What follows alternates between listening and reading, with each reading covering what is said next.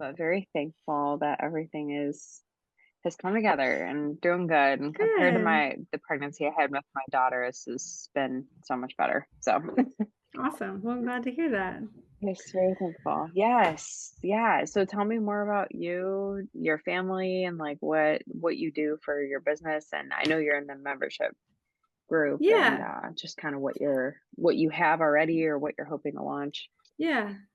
So I moved out here. I moved to East Tennessee about 3 years ago. And actually, that was a time that I was saved too. I was living a completely different life and I was disconnected from my Mm, family.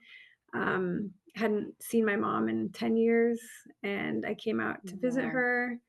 I felt the Lord leading me to move here. And so I Mm, left my life and moved here with nothing and started a cleaning business a few weeks later. And I focus on wow. seniors. And my Okay. grandma has dementia. My mom has a neurological disorder. So Mm, I'm around seniors all the time, and I love them. mm-hmm. Like my mom was a hospice nurse, so I grew up in nursing Wow. homes. Um, and throughout my time cleaning, I realized most of the people in my area, they live in these beautiful homes. And they come here to retire, and they build out these beautiful bedrooms for their grandkids and great grandkids, and no one comes to visit them, and they're here alone, and I mean, they're struggling, and so I'm building out a membership to teach people how to help their parents age with dignity. So, Mm, um, yeah, so that's what I'm doing, and I'm just starting. I don't have any members yet, but okay. I'm super interested in nutrition and how I've been on my own little journey. I stopped eating sugar and carbs and fruit like maybe 6, 8 weeks ago. And Mm-hmm. I started with I didn't start I started with keto and then kind of moved to carnivore for a couple weeks and realized I can't do that. So Yeah. I had a couple people like gently like, "Hey, come back to the middle," which I Mm-hmm. needed. So, yeah. So I was happy that your dad connected us. Yeah. And I'm interested in how, like, kind of your journey and how you were inspired to start your business. Yeah, yeah, it's yeah, been a whole evolution, but basically I was a swimmer and a runner growing up, just competitively and got to the point where, I was like realizing that certain foods weren't agreeing with me before practices or before competitions, like certain things just like wouldn't sit well. So I started kind of diving into a lot of my own research and just like improving my nutrition. So went from eating like Pop Tarts for breakfast to like a good bowl of oatmeal and like learning, how I could really fuel myself as an athlete. Um, Kind of ended up with developing an eating disorder just with the cultural high school, Mhm. mentality and being like in thin physique driven sports. It was very challenging. And then realizing like I'm not getting better, I'm actually getting worse from underfueling. So I had a whole period of like underfueling and then kind of went to the opposite in college of like binge eating and binge drinking because just had complete freedom to eat whatever I wanted, had food access pretty much all the time. So, it was pretty up and down, but I'm like thankful for those opportunities because again, like the Lord just like showed me like this is how you can relate to so many different kinds of people because you've been like all Mhm. over the spectrum. And a lot of that comes back to like my philosophy with nutrition is like you have to have a good relationship with food. And I think a lot of people end up not eating well or to what their body needs because they have a disordered relationship with food, whether it was like their upbringing or stress or emotions are coming into play and they're just using food as a coping mechanism. And so just like really getting to dive deeper into the psychology behind like, yeah, what molded their relationship with food over time and how we can work to like improve that. Because a lot of times people feel like they can't control themselves around sugar, like they can't, eat desserts or whatever because they just like are a bottomless pit when it comes to it. But a lot of times it's like a control thing. And it's Mm. okay, well, you're also not fueling your body with like balanced meals prior to eating the cake. So that's why you want to eat three pieces. It's not because you don't have any discipline. It's because you're not setting yourself up well. So I think just like really learning that throughout the course of my time as a human, but also my time as a dietitian. I've been a dietitian for 8 years, and it's been super cool just to understand more of that. I also, in my like poor eating days in college, I developed gestational diabetes, or not gestational diabetes, sorry, pre-diabetes, and Okay. was very freaked out by that. And I was like, oh my gosh, I like didn't even tell my parents till like 2 years later, because I was just like, I can't do this. I can't be like, and not that I couldn't be a dietitian of diabetes, but I knew I wasn't eating well. And I was getting Yeah. closer to the time of like graduating college. I'm like, how am I supposed to like actually be a good professional and like not even practice what I preach? So yeah, it was a whole come to Jesus moment of like, what are you doing? You're abusing food. You're using that as a coping strategy while you're studying. Mhm. Like it just was very bad relationship with food. And so another aspect of my whole philosophy with nutrition is really getting people to understand blood sugar balance. And so and this totally ties into aging, because there's so much research coming out now about how everyone should care about blood sugar. Blood sugar impacts every cell and organ in the body. And depending on hormones, depending on aging, depending on how active you are, all those things are going to impact that. And especially currently being pregnant, I actually got a continuous Okay. glucose monitor. And Mhm. that's what I'm doing instead of the typical like glucose tolerance test, because I had a bad reaction with that in my first pregnancy. But it's been super fascinating, even like in the last couple of days of like, wow, grapes really spiked my blood sugar, but like berries didn't. Like stuff I like Yeah. knew, but then saw like in Yep. practice, and thinking like, I'm really active, it's really not going to be that big of a deal, and then seeing this huge spike on certain foods, like it's just, yeah, it's really wild. Anyway, so the philosophy with blood sugar balance is really teaching people that like fertility, your hormones, your energy, your cravings, your fatigue, and then down the line, like Alzheimer's, like all these Yeah. things correlate to how you regulate your blood sugars throughout the day. So getting them to be more like steady rolling hills versus big peaks and falls and roller coaster kind of, that is what we want to avoid. And what we want to do is more steady throughout the day. And you're going to feel that. But yeah, there was a really big study that came out not long ago that talked about how Alzheimer's disease is now being called type 3 diabetes. I don't know if you had heard that. And Yep. it's just so interesting because it really goes back to the fact that like it takes 5 to 10 years for blood sugar issues to develop, for it to really show up on blood work even. Wow. So it, especially if people aren't like dramatically changing, like Okay. eating a lot, like more sugar, if they're just like generally eating the same. But as you age, you also lose muscle, and Yeah. like again, your Right. metabolism goes down, like, so it's like, again, it's that gradual process of like people think they're fine, and then all of a sudden it pops up on blood work, and it's like, oh, this has been in the making. This didn't just happen because you just so happen to eat more sugar before your blood draw. Like it wasn't about Mhm. that at all. This has been a whole evolution. So getting people to understand how they should eat and not have to cut out things like sugar and carbs, like, yeah, be a lot more mindful about how to put that together. And that's actually why I created a meal method that I teach my community, my clients, which is PPFF. So it stands for protein, produce, fat, and fiber. So teaching people how to put that together into a meal that's going to actually optimize blood sugars and energy levels, and not having cravings, 2 hours That's after awesome. you eat, things like that. Yeah.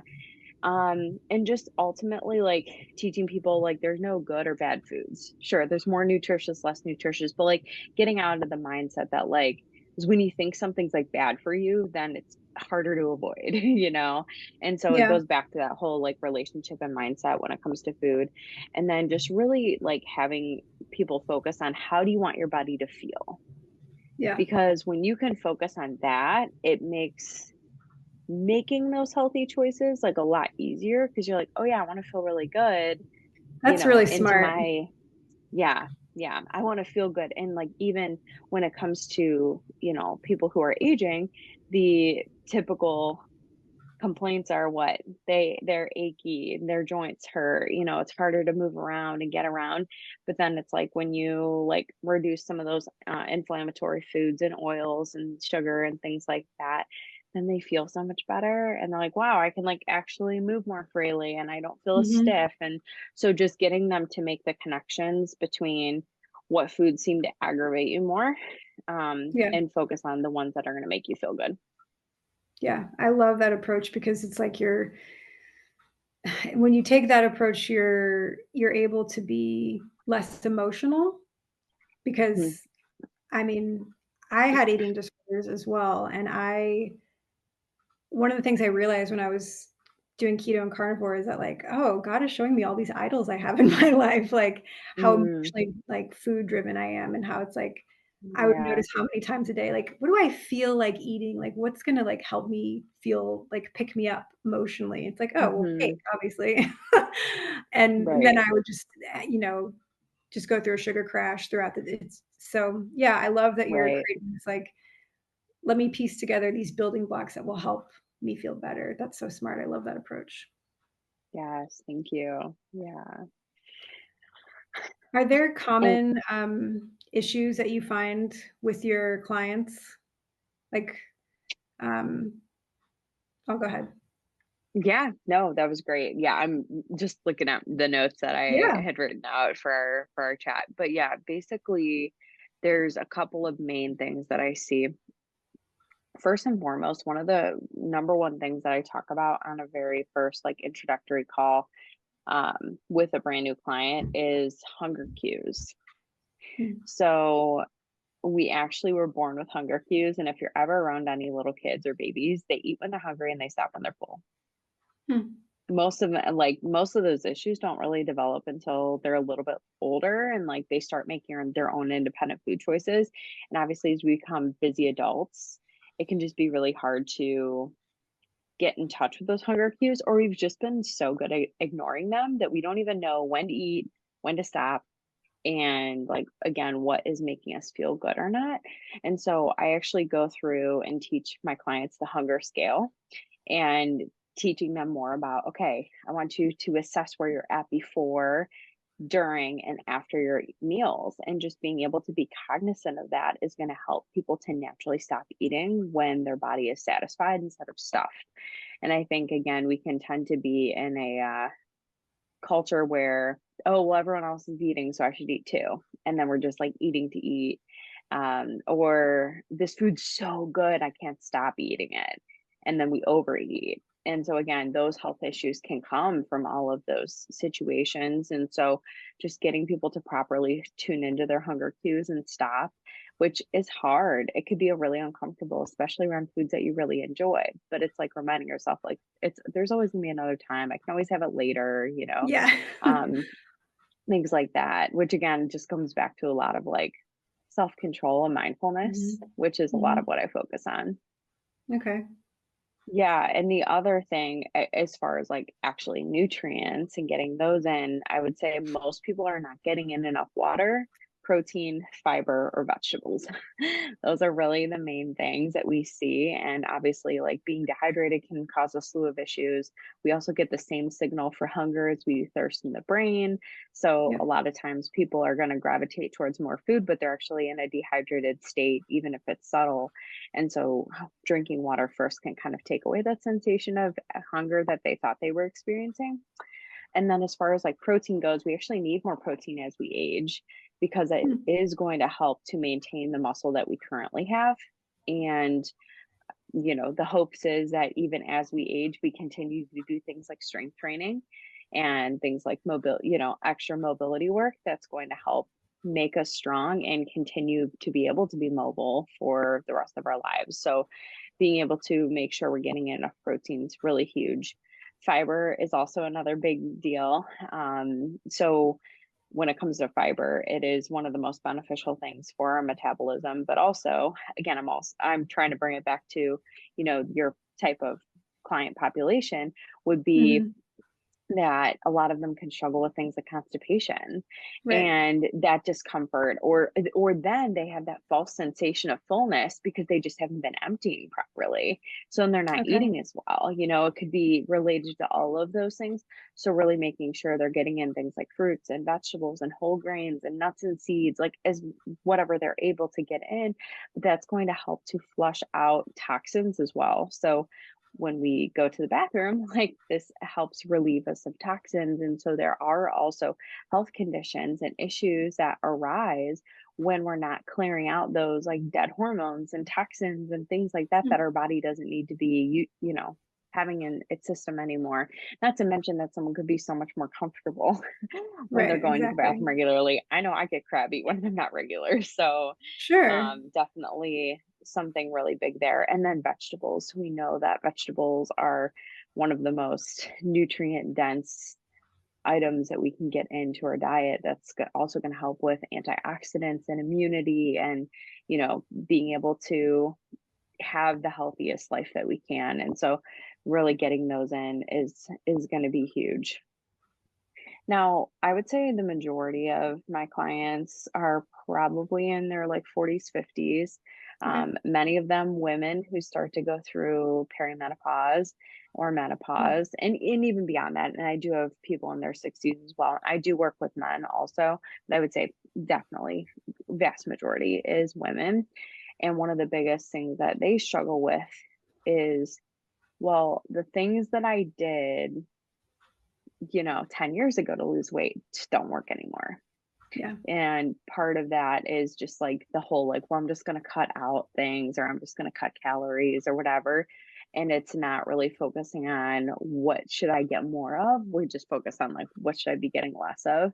So, and a lot of times people end up hungry and whatever. So, kind of undoing that past dieting mindset is really a big part of the work that I have to do in the beginning too, to like actually that isn't a good strategy. Like let's convert that to something else that's going to be actually a lot more helpful. So really focusing on that I think is big. And then as far as motivation, I know most people are just like, they have motivation in the first few weeks, few months of the program where they're just like, Mhm. yeah, I'm making all these changes and I'm feeling better. But then sometimes we have this situation for whatever reason that maybe we aren't seeing a change on the scale. Someone really wanted to come to me to, get help with losing weight. And they're like, Brittany, I feel like I'm doing all the things, but I'm not losing weight. And there could be a variety of reasons why that is. But keeping that motivation going when they don't see the scale on the change or the scale change rather. And Mhm. so part of that is understanding that motivation isn't just going to strike. You have to keep doing the work. You have to keep, acting. And then that's going to be that snowball effect to keep those good habits going. And so I feel like those are definitely the biggest client issues I see, whether it comes from just not doing things properly before and we have to just kind of shift that way of thinking to form new Yeah. habits. And then just kind of the whole like, we all tend to lose excitement or motivation after Yeah. things fade in Yeah, novelty. So, definitely. Yeah. I wanna go back to, fiber. What are your thoughts on, vegetables versus, like, a supplement like Metamucil or something like that? yeah, I mean, I know a lot of people do feel like they need to use a supplement to help them stay regular. And I'm not a doctor. I'm not here to tell people they shouldn't take that. But what we do know is that the fiber coming from vegetables is more bioavailable. So when I say bioavailable, that means that your body's going to be able to absorb those nutrients and absorb the contents so much better to be able to use it in so many aspects of our life. It's not just, oh, I want fiber so that it helps push things through and I go to the bathroom. It's also like, oh, the vegetables are providing antioxidants Mhm. and nutrients to help me see better and feel Right. better and for my skin. Like it's all of that that you're just like not going to get from a supplement powder. Um, so, and also fiber from vegetables is really going to help form bulk, in your stomach. So it's going to help you, when you eat a diet that's higher in vegetables, you naturally eat less of the other things like carbohydrates, Mhm. and starches because you're filling up on those things. And so, it provides so many really great benefits, but I do understand that sometimes due to medication or Mhm. intolerances, sometimes people feel like, okay, this is all I can have, and that's okay. But I would just encourage, like, maybe increasing slowly some things they'll tolerate and reducing the Metamucil and seeing if they can find that balance, or maybe even eventually getting off of it so they don't have to rely on a supplement. Yeah, I like that. I like the idea of, experimenting and, Hmm. uh, like, thank God for doctors and surgeons, but I do know that they receive very little nutrition training, Hmm. um, and I think that it's like you said, you're not here to tell anyone what they can or can't do, but we have the ability to experiment at home, like, we can only see our doctors so often, Right. and so Absolutely. it's like we can kinda take matters into our own hands, and, like, change our diets Right. and kinda just watch and see, like, what works for us and what doesn't. Yes, So and that's why I, like, so appreciate I have really good relationships with several local clinics in our area who will refer to me because they don't have a Oh, that's dietitian great. in-house, and I just really appreciate that they see, like, hey, you're the expert, like, I'm just going to refer to you. Not to mention that doctors have such short periods of time they even get to meet Right. with a patient anyway. It's like you can't go through everything that I would do in, a consultation appointment with someone. And that's really why I left even the clinical setting and started my own practice, because I just saw the methods that we were using in just like regular, you know medicine, and I'm just like, this is not a good approach. And insurance would dictate how often I could see my patients, and a lot of times it was every few months when they came to see their Mhm. doctor. And it just like, when you're trying to make habit changes and changes to your lifestyle, it's hard. Like, Yeah. not going to say it's easy. For some people it comes easier because they're maybe they feel more excited and into Yeah. it, but for a lot of people they can struggle, and that's what I'm here for. And so, meeting with my clients weekly or every other week, they see changes so much better. And that was why I left the clinical setting, because I'm like, I just am not setting people up for success. It's kind of like if you were going to only meet with your coach, once a season. Like, how are you Mhm. supposed to keep improving in your sport when you don't have that continuous feedback about what you can like tweak and change? It's the same thing with nutrition, especially because we can all be like creatures of habit and buy the same things at the Mhm. grocery store and make a lot of the same foods. And it's like you need somebody to help kind of take you outside the box to say, why don't we try this? Have you tried this? And just being able to continually talk about how food is making you feel and how you can improve those things really is why I love doing what I do. It's great. Yeah. I love that you mentioned your experience in, like, a clinical setting because we have put culturally, we put so much faith in doctors and, Mhm. and for good reason. They are very Yeah. knowledgeable in a lot of areas, but like you said, there's such an emotional connection between food, and it's something we consume daily, and we don't Mhm. speak with our doctors daily, and so, um, yeah, I love when people recognize an issue and they're like, "No, I'm gonna not do that. I'm gonna step outside and create something else." So, yeah, that's Yes. awesome. Yes. Yeah. Thank you. Let's see. Is there anything else you wanted to add? I wanna make sure that we covered everything. Yeah, Oh, you had asked me about um how I can work with like the aging population and yeah. just how that experience is. So as I said, I would say generally the population I work with is 40s, 50s, but I do have another aspect of my business that is, more aging. And I would say a lot of them more so have frustration with overall weight gain and reduced mobility over the years. Okay. And typically this relates to women undergoing menopause and just again kind of like eating the same, doing the same, or not being able to work out like they used to. Or again, maybe they are caring for an aging parent and they just like don't have the same amount of time that they used to. And then I have some people where it's like, oh, I'm retired now. I have all the time to do all the things. And so it really just depends. And we're kind of working through scheduling and, strategies for shortcuts and whatnot that can help make things easier. But again, regardless of population age, I would say it's still the focus on the basics of blood sugar balance. And, in this population, if they are struggling to lose weight or they really are trying to improve their health, like whether it is, blood pressure or cholesterol or things like that, I would say the biggest things would be to reduce carbohydrates and sugar.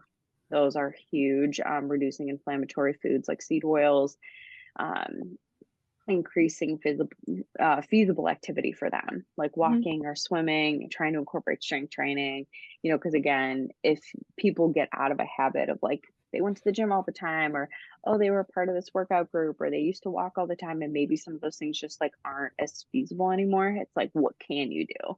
And Right. how can we get you moving every day?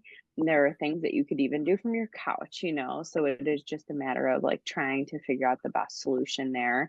But when it comes to like parents talking, or kids talking to their aging parents, about the benefits of nutrition versus like medication, we do have a lot of control over what we put in our bodies and how our body handles the nutrients in order to improve health when it comes to like heart health, and again, lowering blood work like cholesterol or blood pressure or blood sugar, or developing diabetes.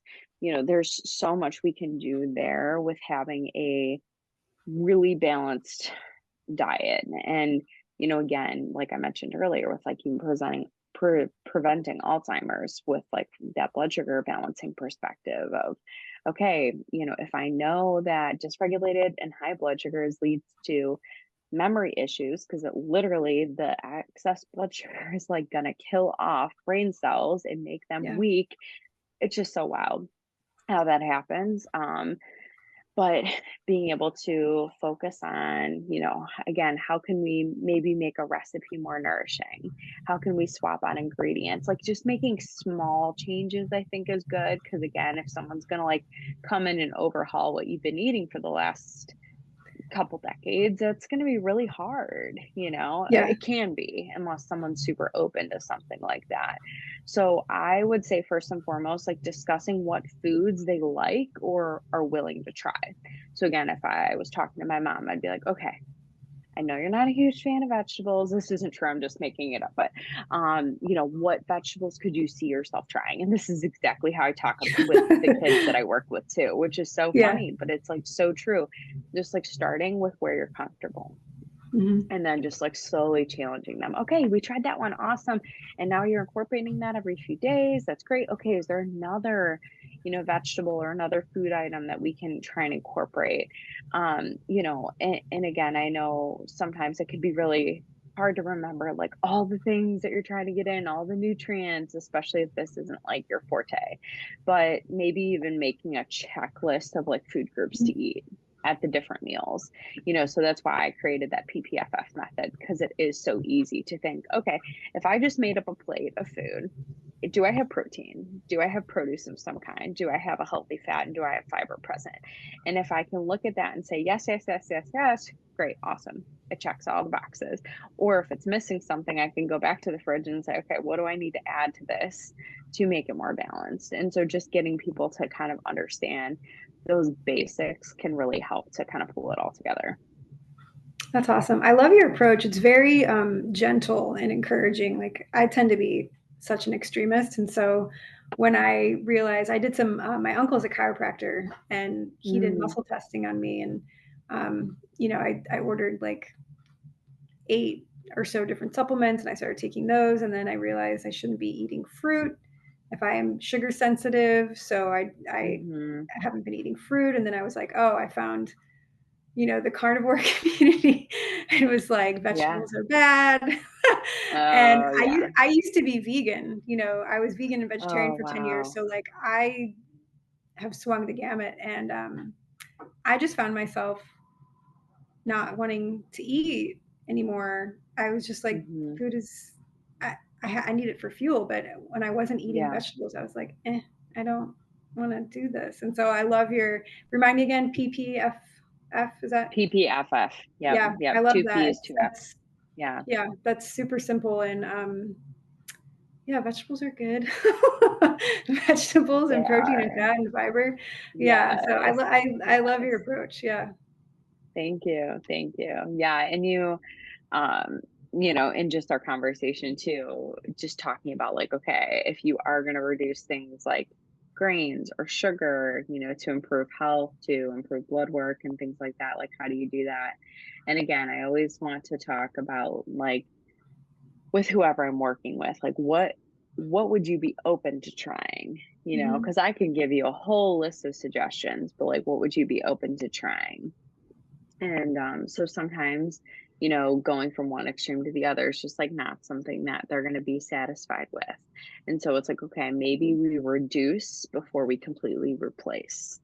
But there are really great swaps, like using cauliflower rice instead of regular rice. And Mhm. my suggestion too is, hey, if you have to have some rice, make it a small portion of your plate and make more of your plate the cauliflower rice. Some people also Right. find that they can mix theirs together and they don't mind that at Mhm. all. Everyone's different.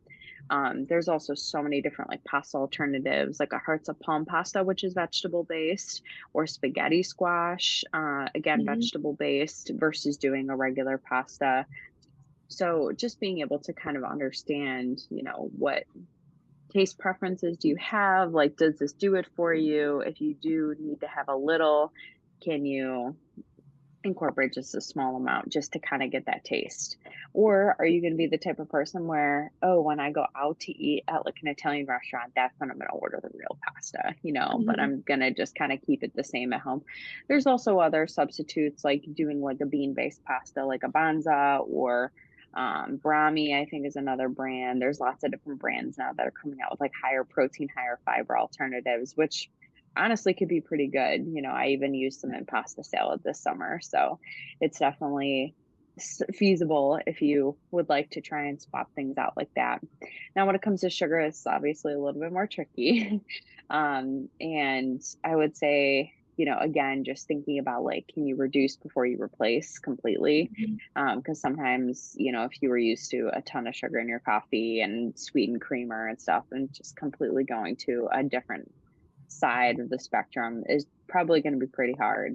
So just thinking about, okay, can I slowly reduce how much of this I have and add in um, things like stevia and monk fruit extract are both natural based sweeteners made from plants. These are found in the research to be the safest. Things like Splenda, Equal, Sweet and Low, aspartame are all chemically made in labs. We know now that there's a lot of health issues associated with these. So I would definitely stay away from those as much as possible. But again, knowing how to balance your plate for optimal blood sugars is really key too, because again, if you can make the majority of your plate vegetables, making sure you have a quarter of your plate be protein and then maybe a quarter or less be that starchy carb, that's much different than I feel like the traditional American diet of like a full plate of Yeah. pasta with like Yeah. meat sauce that maybe not even Right. is the amount of protein you need at that meal. So just getting a Yeah. better understanding on that can be really helpful. That's awesome. Trying to think of what else. You said something and I just forgot what it was.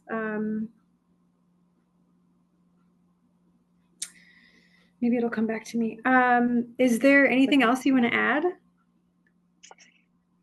Yeah, I think the last thing would just be the importance of mindset. Again, I know this with working with other people because sometimes, I'll get a wife that reaches out who's like, my husband needs to work with you. And I'm like, but does he want to work with me? You know what I mean? Yeah. I understand the desire for family members to improve their health. So again, that with the type of people you work with, I'm sure there's very well-meaning spouses and kids who just like would love to see that their loved one improve.